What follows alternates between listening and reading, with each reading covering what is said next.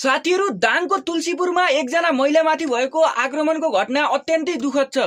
यो घटना देख्दै गर्दाखेरि मलाई यो भिडियो बनाउन मन लाग्यो। किन भन्दा मैले टिकटक हेर्दै गर्दाखेरि अहिले भर्खरै मेरो रिल्समा यो भिडियो आयो। साथीहरू, यो घटना अत्यन्तै चिन्ताजनक र दुःखद घटना छ। यस्ता हिंसात्मक घटनाहरू नघटुन् भन्नको लागि अहिलेको यो सरकारको ध्यानाकर्षण हुनुपर्छ। साथीहरू, यो घटना हाम्रो समाजको सुरक्षा, मानवता र कानुनी शासनमाथि नै गम्भीर प्रश्न खडा गरेको छ। भन्न परिरहेको छ कलाइमा चिक्ने सयफेरा भनिरहनु पर्ने अलि नजिका माछी यो गर्दैन भन्न लाग्छ। लु कति भन्नु अलि नजिका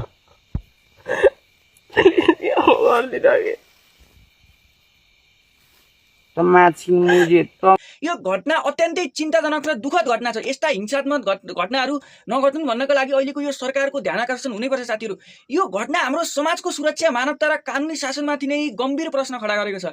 कुनै पनि विवाद, असहमति वा व्यक्तिगत समस्याको समाधान हिंसा हुन सक्दैन। महिलामाथि हुने जुनसुकै प्रकारका हिंसा, धम्की वा आक्रमण सभ्य समाजका लागि अस्वीकार विषय हुन्। साथीहरू, तसर्थ म यो भिडियो मार्फत के भन्न चाहन्छु भन्दाखेरि यस घटनाप्रति सम्बन्धित निकायको निष्पक्ष तरिकाले गम्भीर र प्रभावकारी छानबिन हुनुपर्छ।